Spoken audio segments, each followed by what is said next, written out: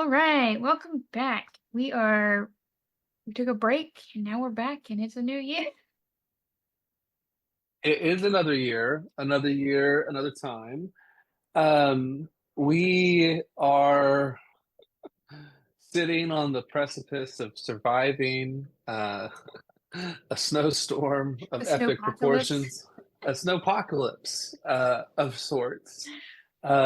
So we're here and we're ready. We're following up on just I think just a very just really powerful discussion in our last episode. Just really getting into, I think, some of the reasons Tiffany and I wanted there to be a podcast. And so we just want to shout out to Hannah Smith again and thank her for coming and sharing her expertise with us.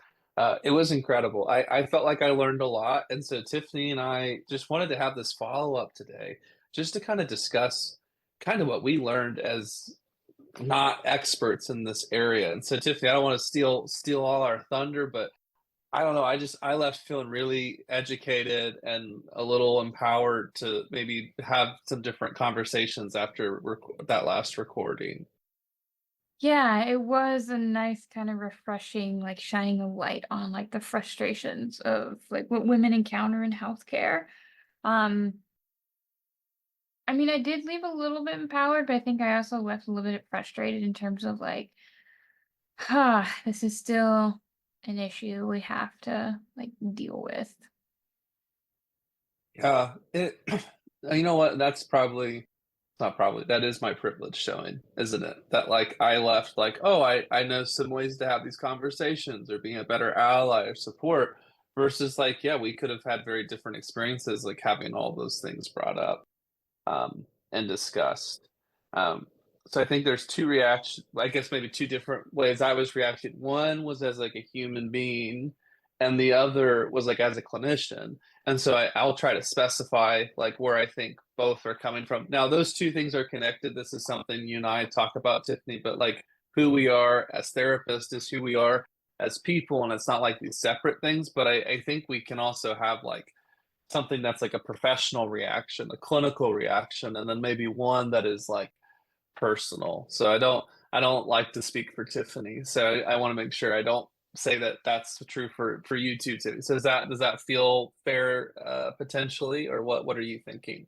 Yeah, I would say I definitely have more probably personal reactions and frustrations because it was one of those things that as Hannah was talking, I was like, yep, yep, I've been there.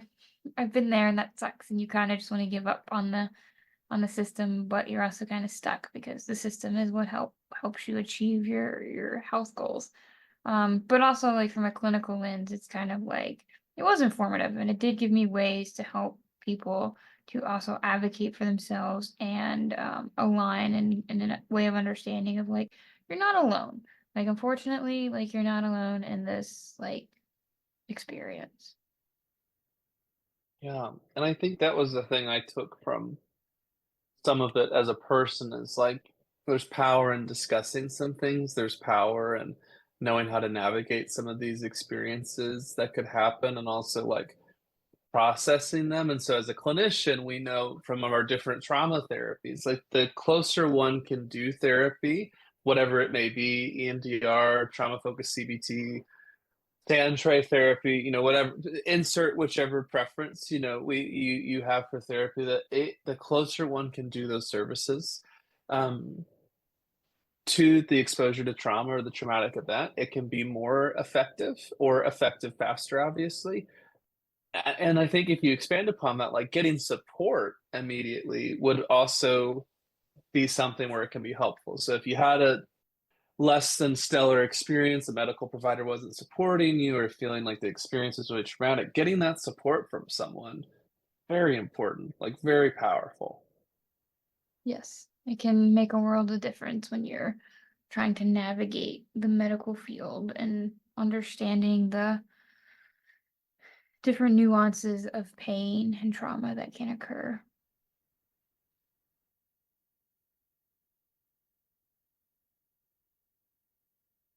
I also think something too that stuck out to me was how Hannah was talking about like the dismissiveness or the invalidating care that amplifies the trauma and feelings of isolation when like dealing with these healthcare interactions.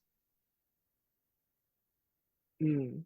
I also think one of the things that can be challenging is, like, knowing how to handle an incident like that, and so that's where I think Hannah was really helpful with, like, what you could do in the moment for yourself with your reaction.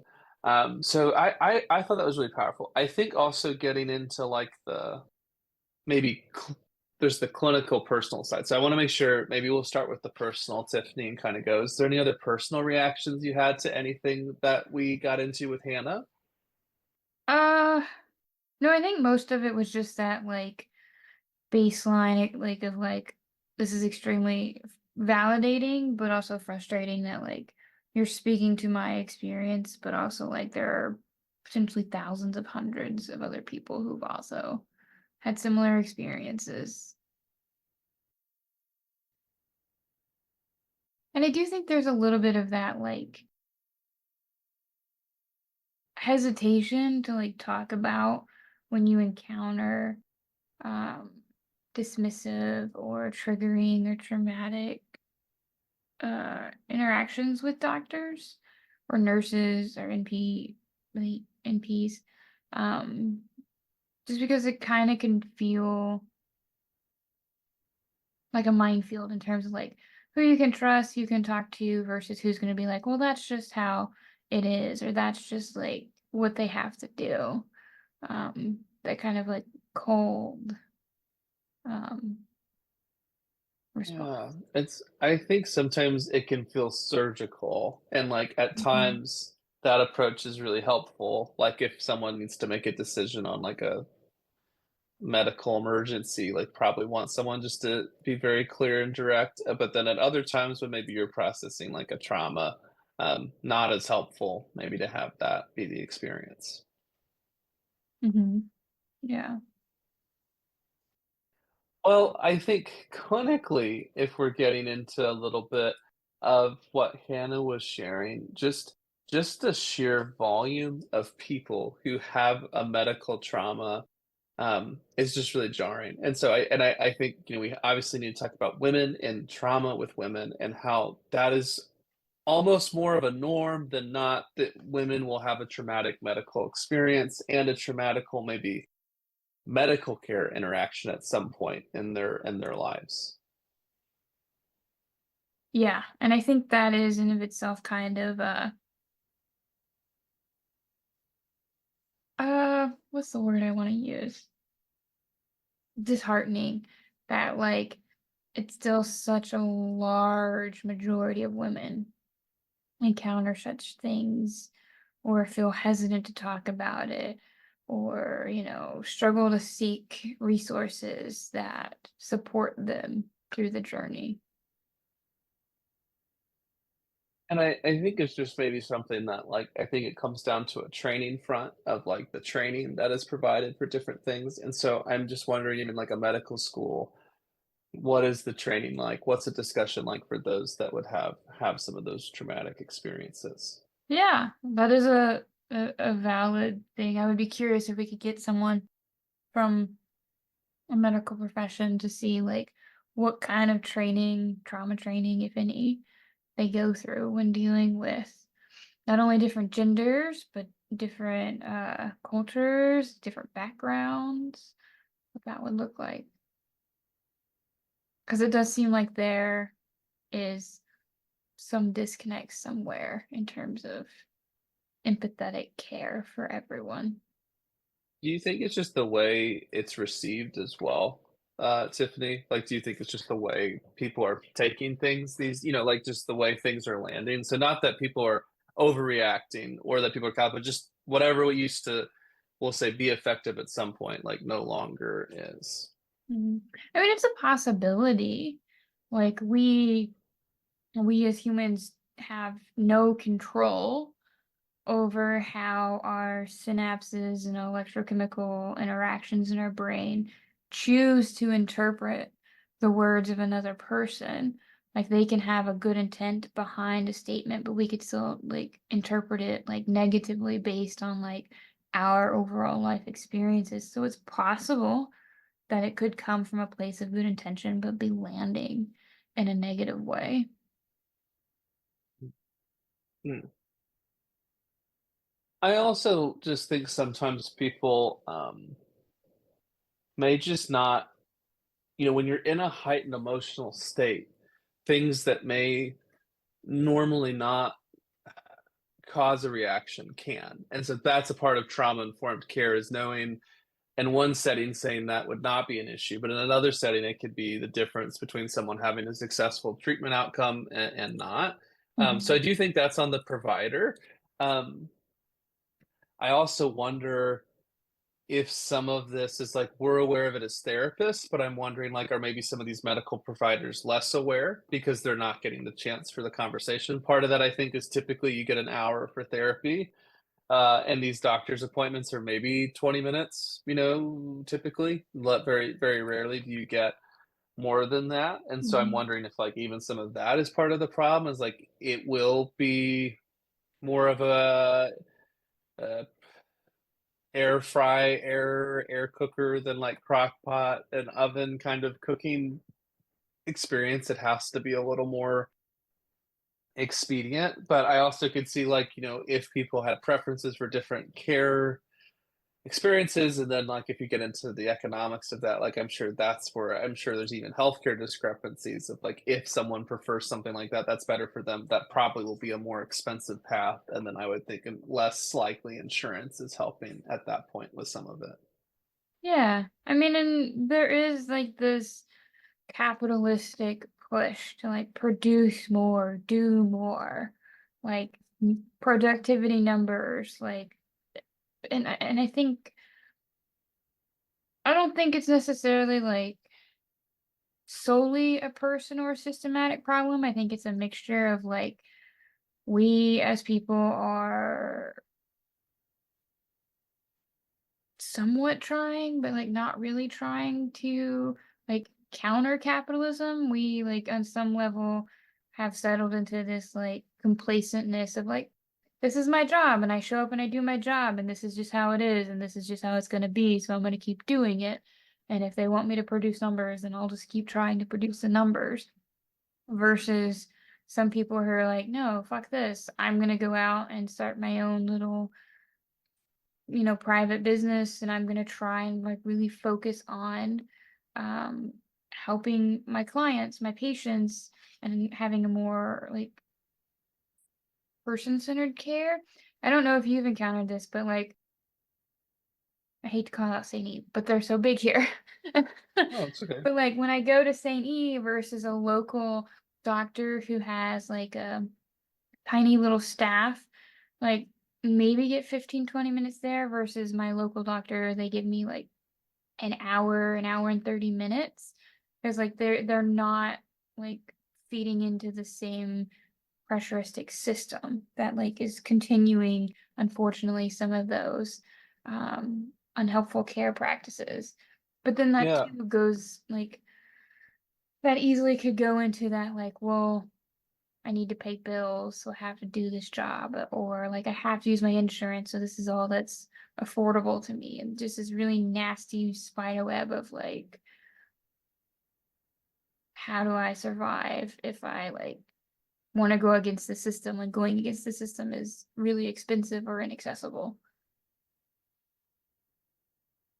Well, I also think if you're going from a systems level, like the state, and there's so many grants or federal level, and there's money set aside for certain things, like they're going to go off of whatever metric it may be of like, okay, how many visits per appointment, or these scores or that scores, and so like even that, I mean, which is kind of it is capitalism, but it's also like a systemic push of like there's going to be just all these different variables to steer certain things. So I do think you're onto something of like there's different changes, like, and we know that those things work. So if like if the federal government says there's an incentive for trauma informed care and a trauma informed customer service score, and you have a certain level, everybody gets an extra grant. You probably would see something shift of like, oh, we're really going to push this more, intensely. Not because some people weren't doing it before, but that is how we can steer behavior with an incentive. Mhm. Um, but I do agree with you, Tiffany. Like this model is hitting on a lot of different things, and what's tough is like we know from this conversation we've already had, like women's bodies are the ones caught in the middle of this capitalistic hellscape and Oh, yeah. models and incentives and systems and changes, like, and that Yeah. that sucks. Yeah. And not to get too far into another topic, but just to paint a little bit broader, like when you add weight into the health equation, that becomes another factor for women and other people that like color how they experience healthcare. Yeah, I mean, I have some conversations with this because I know you and I try to split the middle so that we can have everybody be here so we can learn and grow together. Uh, It's like sometimes I think words become politicized, whatever they may be, and then now we're not having a discussion about, like, data and efficacy and care. Now we're having, like, whatever political lens one is coming to the table with, now we're having a discussion about that and who is right and who is wrong. And sometimes people are right or sometimes people are wrong. Uh, I think it's one of those things, like I wish we could have more nuanced conversations. I wish we could get into it, but I just think about I live up in Butler County, if you're coming from Cincinnati, and I just think about like some of the healthcare issues we have there, or if you even just think about local Cincinnati issues that are going on, and just how difficult it is to actually not just like not even just like oh solving something right air quotes on the solve, but just to improve something, like just to improve one thing, like more trauma informed healthcare for women, like just that one thing. If that's all you're doing, and we say Butler County or Hamilton County, tough. Like it's very tough, and it would take management and focus and presence for something to be done in that one specific area. So that's sometimes where I just think if you even go Southwest Ohio or the state of Ohio, it just gets, I'm sure, very challenging. Yeah. Yeah. It is a the image that comes to mind is one of the snakes that are eating its tail kind of situations.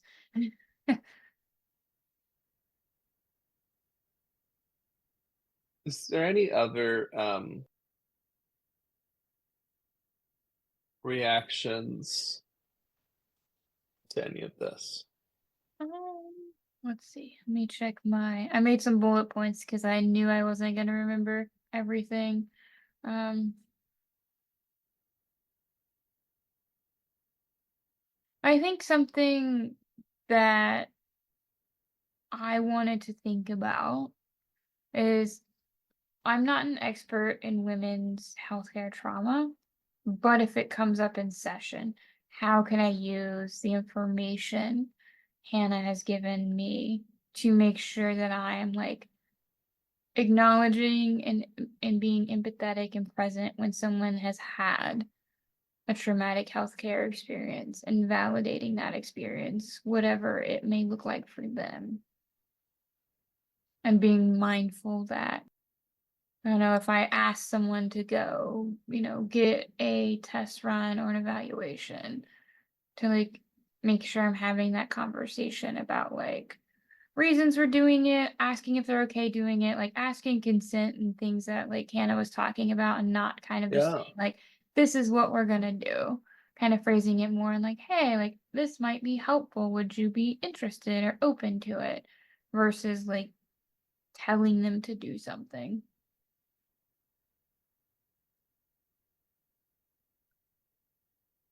It, I just really like that. I think it's profound. And sorry, my ADHD brain is just kind of going a different direction because I just think about, yeah, there's really beautiful ways to just be a trauma informed experience. And it doesn't take that much. Like I just think about one of my wellness things is I go and get a massage once a month.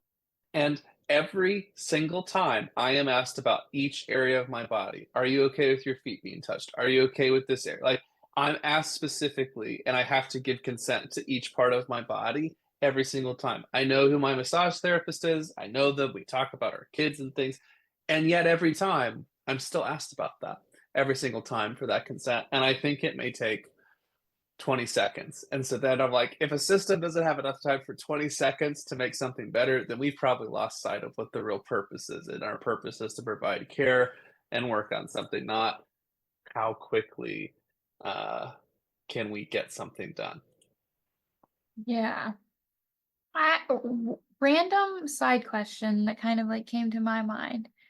But I wonder, do you think like that form of consent should be something that we like in general are implementing more in therapeutic practices in terms of like asking about difficult things or bringing up different assessments or things of that nature? Like, should we Like treat the we should mind the make it the same? norm to have Yeah, like like those things. yeah, like should we treat the mind the same way that some professionals treat the body in terms like, is it okay if we talk about like your trauma today? Is it okay if we talk about like this thing? Or do you think that gets us too far too in the weeds of like letting people stay stuck?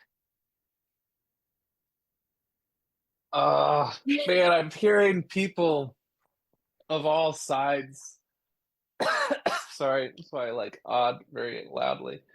Um, oh God. Um, okay. I'm gonna give my answer and just be honest. I like doing that, and so if one of my clients happened to listen to this, like they would know that I do this, and then unless they say something like, "Hey, you know that I'm good to talk about anytime. You don't need to ask." Once we have that conversation, I won't. But if they don't, I'm gonna ask every time, like, "Hey, would this be, or is this something we can talk about today?" Or now, there are different modalities to therapy. So the way I do therapy, like that works and lines up and is an evidence-based practice. But in certain modalities, that probably is not effective. And so that's what I started like having a breakdown because I was like, I know certain modalities that can't work. Like that would not work to do that. So I don't know. So that's my Yeah. honest answer. So I'm putting it out there. What would you do? What do you think, Tiffany? Like I'm putting myself out there first. So I'm a little bit one foot in, one foot out. Okay. So like I'm never ever going to force someone to talk about something they don't want to. If I like notice they're uncomfortable, I'm gonna say like, hey, like, are you okay talking about this, or is this something you want to talk about at a later time? And if they're like, yeah, I don't want to talk about it, then like we're done. But at the same time, if they're like talking about it and they've mentioned to me like this is something I want to evaluate and I need you to be real with me, then that's usually where I'm like, I pull out my like heavy hitting gloves and I'm like, okay, I need you to not hate me. You might not like my observation of like what you want me to evaluate, but here is the Mm, very bluntness of like what I'm hearing as your therapist being an outsider. Um, so like it's very individually based in terms of like how cautious or not cautious I am in terms of like talking about something with someone depending on like the information, the nonverbals, and like, if they're saying like, hey, I want to talk about this or hey, I don't. Um, like some of my clients who know this of like they're talking about trauma, I always say describe it within your level of comfort. If you don't want to give me details, don't give me details. You don't have to. that's really wonderful. Um, Yeah, level of comfort's a really great way to just get to it, but also give people space. yeah. So I always offer that. And then sometimes it's like, well, I don't know the specifics, but like here's what I'm observing or here's what I'm hearing. And then, as people's comfort increase or if it doesn't, they like still have that control to share what they want or what they don't want to share. Um, but I am curious though, because the modalities I use kind of take more of a, I would say they definitely lean more towards like having some form of consent to ask the client about where they're comfortable in terms of like talking and processing. But I don't know, and maybe this might be just a brain fart for this morning, but I'm like not able to name off the top of my head's modalities that like just forego that or like don't like follow as much consent, like have as much consent involved. I feel like we need to find ways to get consent, but also ways to honor space. So I think there's always going to be some tension there, and also going to be times where things are easier or harder to facilitate. Um, and I'm just hearing how like there's always going to be this tension, I think, in the system and tensions of how to navigate. And the tension hopefully brings growth and change. Um, But I think, it's good to reflect on this. I think I'm hearing more reflections I need to do for myself, but I wanna just check in with you, Tiffany. Is there anything else just kind of in this discussion, kind of follow up to what we were getting into that you were like, "Okay, this is stuff that I wanted to reflect on in the follow-up."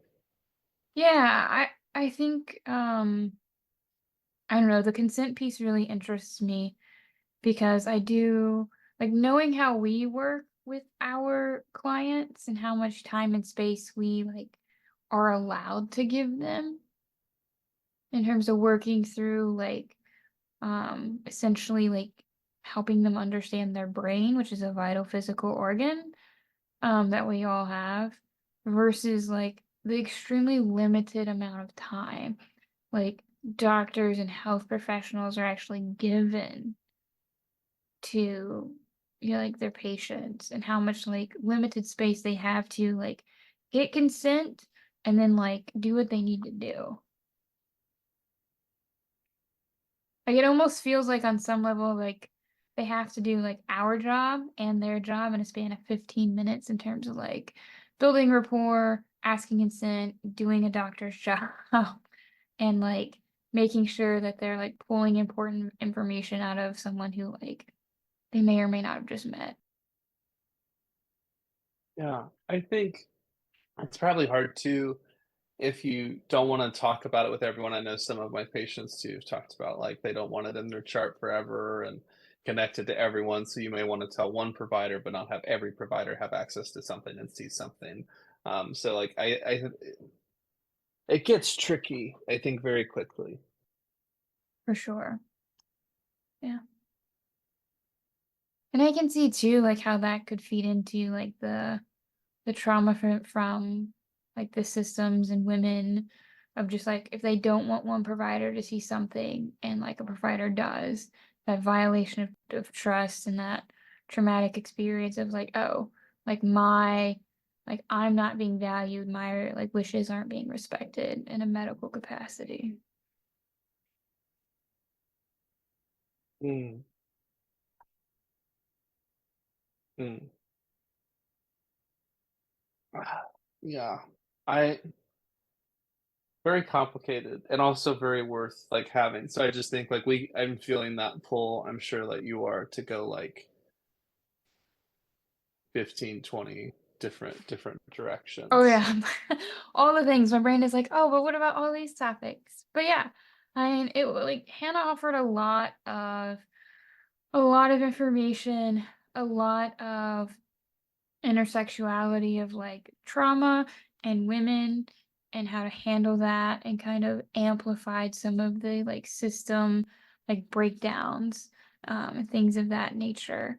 um I am a little curious though, like from what Hannah brought to us, where does that leave you in terms of like incorporating that in your trauma informed care and like advocating in what little ways that you can um, with like improving women's like experience and validation in the healthcare system. Ooh, well, I think it's, one, supporting their experiences and listening to their experiences, better. And I think two, uh, if I do hear something that is not appropriate or maybe not as effective, like just really kind of listening for that and being in a space to kind of provide some of the information we learned from Hannah and also maybe just give them space, but hopefully to empower them and maybe also to process it. That's what I took from it. Um, and just checking myself as a male, but I don't know, Tiffany, what did you take away from like just for you supporting your female clients? Yeah, I think it comes down to recognizing everyone's going to have a different experience with the medical field, and that, helping them navigate that healthcare field in a way that aligns with what they're looking for by offering them resources or doctors or individuals in the healthcare system that have a reputation or are known for, being advocates or trauma informed, helping them find positive avenues, to make sure that they can like receive care that matches like what they're looking for. Wow. I think it's great that we can hear the same information, feel empowered or called different ways, but also learn something similar. I think that's really important.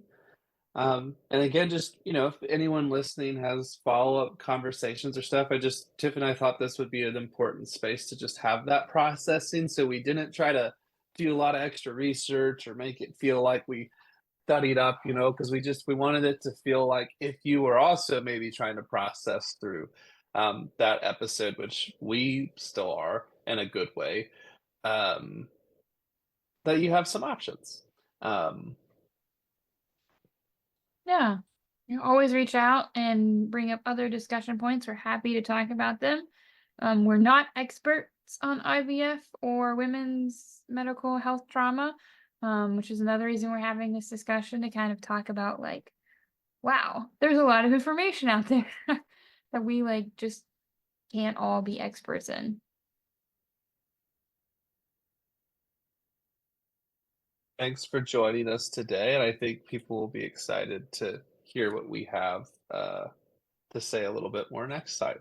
Yeah. Yeah. Next time we are planning to look at seasonal affective disorder, also known as SAD, and how that can play a role in intensifying traumatic symptoms and experiences. So you can join us next time for that.